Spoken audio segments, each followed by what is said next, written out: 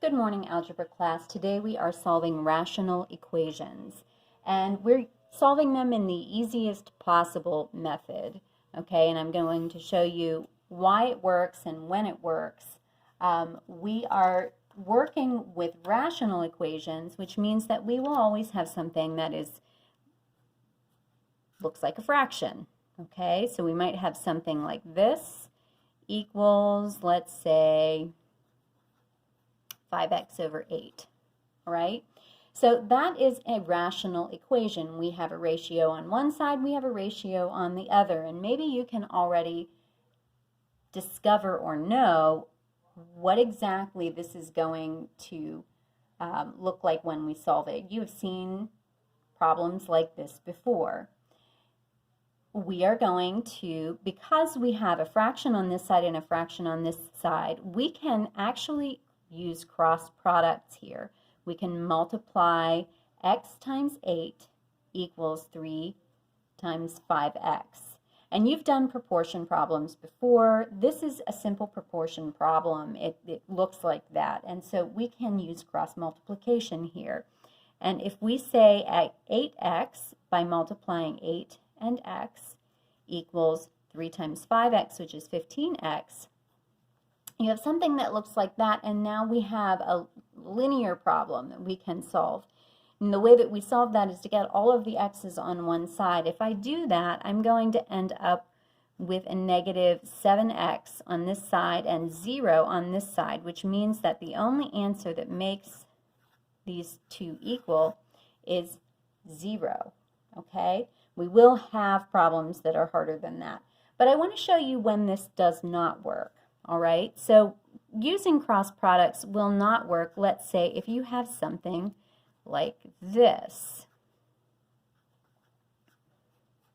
All right, and the reason that this does not work here is because we have this pesky 3x in here. Now, we could go through the process of combining that and making it into one fraction, and that's perfectly legitimate to do. We're going to learn how to do these later this week.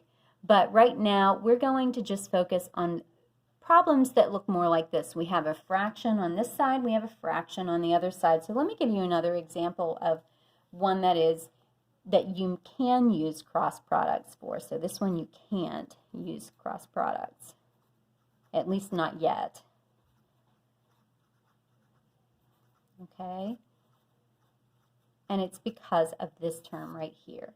So let's do another one that we can use cross products for. So let's try, this is actually one from your homework, so if you want to get your homework out and do this with me, that would be great. We have negative 4 over 5 times x plus 2 equals 3 over x plus 2.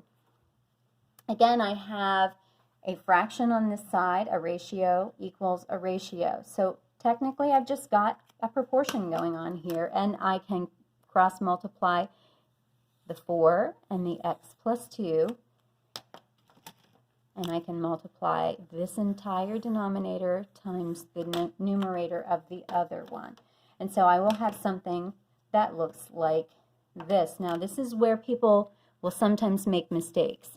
If I have the negative 4 and I multiply by the x times the x plus 2, I have to put that in parentheses. Anytime we have something in the denominator, it is an assumed set of parentheses. They are automatically grouped together.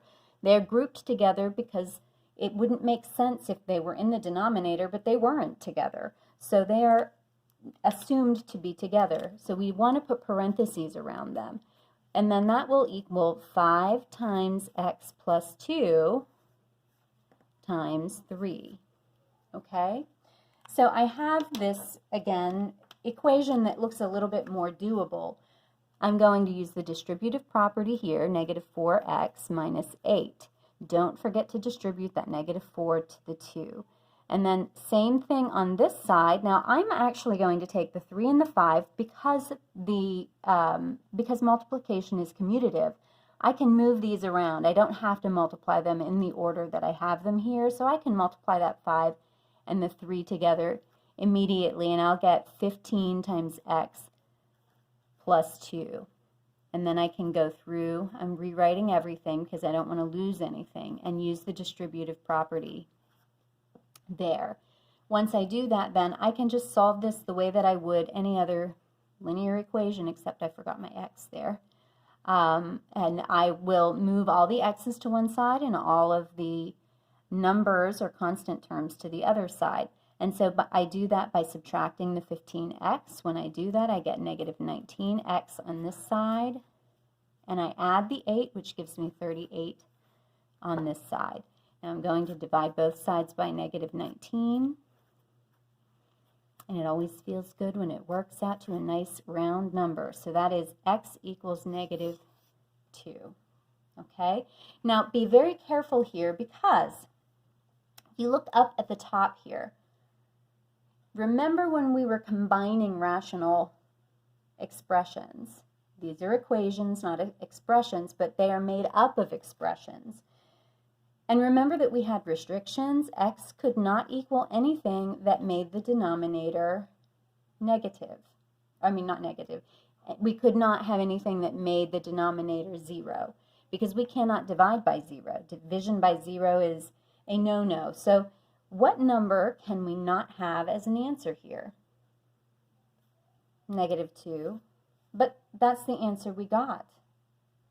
That means there is no solution to this, and that is because of the restriction on our variable. Okay? Let's try another one of these. Again, this one's from your homework. This was number 1 in your homework. This will be number 3 in your homework. This is x over 5 equals x plus 3 over 8. Okay? Again, we have a ratio equals a ratio. We can use cross products. I've got 8x equals 5 times, don't forget your parentheses because we have to group the numerator together. So I have 8x equals 5x plus 15. I'm going to move the 5x to the other side. I get 3x equals 15. And again, I have a nice even answer. X equals 5. Okay? Now, this one, I'm going to look up at my original equations or my original expressions, and I just need to double check that there aren't any restrictions on this that would make this wrong. And because I have division by 5 and division by 8, this is not a problem. This is my answer. Okay, last example we're going to do is, I'm going to get a clean sheet of paper for this one.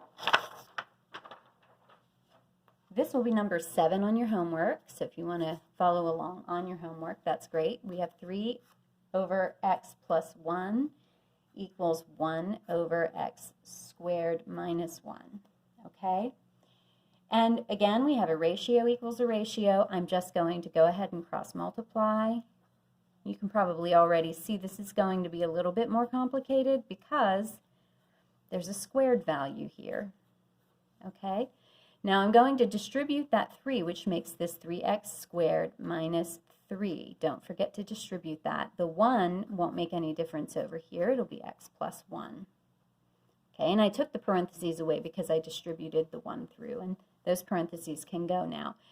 So now I have a quadratic with a linear term. I can't use square roots to solve this.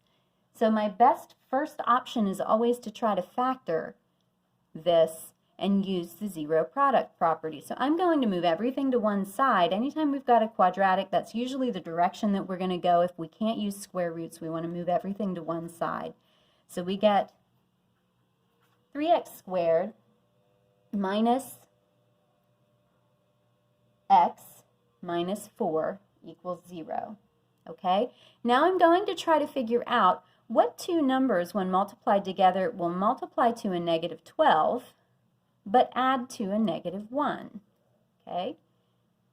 They're going to multiply to a negative 12 and add to a negative 1. The two numbers that would work here are obviously a negative 4 and a positive 3. And so we're going to factor this by grouping. I'm going to split this middle term into, just in case you forget how to do this, I wanted to do at least one example.